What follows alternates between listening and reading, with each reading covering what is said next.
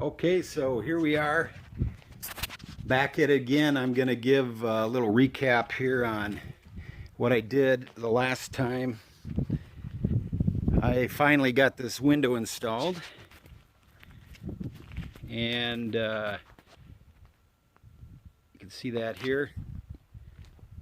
And as usually is the case, these utility trailers don't have the standard thickness of walls, and you can't always find used windows that fit the same thickness. So what I did is I improvised here with this is called a figure eight, tabletop figure eight.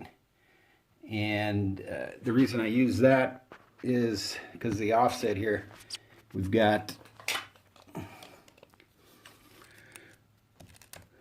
here's about 5/8 of a difference here. So the window is set in 5/8 of an inch. So in order to attach it and pull it tight, I had to find something, and I just happen to have these, so I thought I'd use those. And so what I have is the window ready to get the wood window frame on it. So I'm going to work on that next. So what I thought I would do is, since that is a 5/8 offset, I built these frame parts to go up around on the outside on the wood, and then jog in 5/8 of an inch to give it a nice finished look. But as you can see, I have these figure eights that are proud. So this one actually goes across the top. I have another one that goes across the bottom. This one's shorter. I've already cut it, glued it up. This is going to go on here. I'll show you what I'm going to do to get this to fit in there and not be held up by these figure eights. I also have pieces that I made that will go on the corner like this. So those square pieces will come in like that. Also here. And then I'll route the edges. I'm gonna have to notch for these egress escape latches. So with that, I will attach that right in there. I think that'll give it a good look. This is just pine. It's really light, and I want to use as light a products as I can in this trailer to keep as light as possible. That's why I use this is actual fir plywood, but this pine, the fir is more expensive than the pine. The pine will match pretty well. They're both coniferous. Okay, so I started working on the frame, and like I said, I needed, this is the bottom piece. I put these radius corners on it, and I attached these with dominoes, and I have a domino machine. Not everyone has one of those. There's other ways to do that. Biscuits, pocket hole screws. You could even create your own spline, just putting it on the table saw. That would work real well.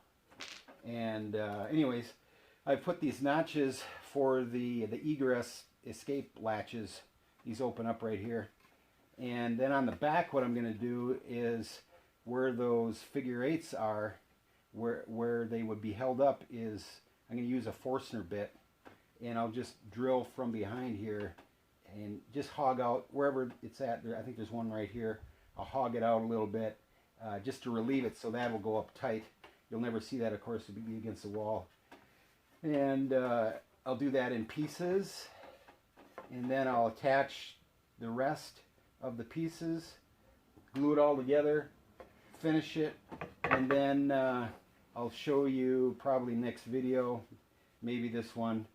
I'm going to screw it to the trailer and attach it after it's all finished. I want to put at least 3 coats of polyurethane on there to to make it look good. But that's the goal. Okay, so I got this thing all put together. Here it is. I glued it all together. Here's the notches for the egress latches.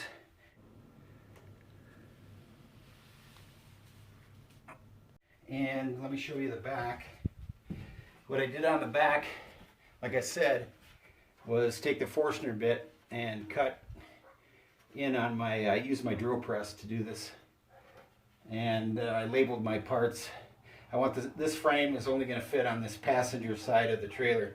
So I just made a note, although it wouldn't take long to process elimination to figure out which one fits where.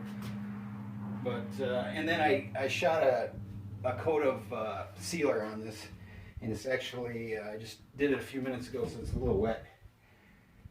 Or not wet, but tacky. So the idea is it'll fit. Of course, I fit this thing as I was working on it to make sure it was going to fit. But there it is. It's all good and tight. I think it gives a good, I'll put a batten right here, just like up here. Can't see that in the picture, but there's a batten that'll go there. And I'll probably put at least a couple screws here. Probably 2 per board should be enough. I don't want to get too crazy unless I absolutely need more than 2. I guess that would be 8 altogether. But I need to buy some screws. I don't have any washer head screws that are long enough. I need something at least 1.5 inches, 1 3/4 to hold this thing securely. So I'll probably in the next video show at some point installing this, although I think you get the idea.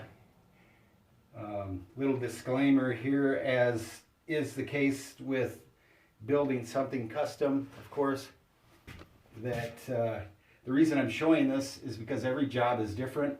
And I don't know about you, but when I look for videos to get information, it's mostly I'm looking for ideas of what other people did, and that's really what this is about. As most of you know, it's not necessarily the only way to do something.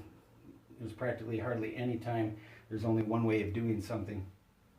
But I hope this helps people, maybe even give you some ideas of how you can even do it better. I'm not above that. So good luck.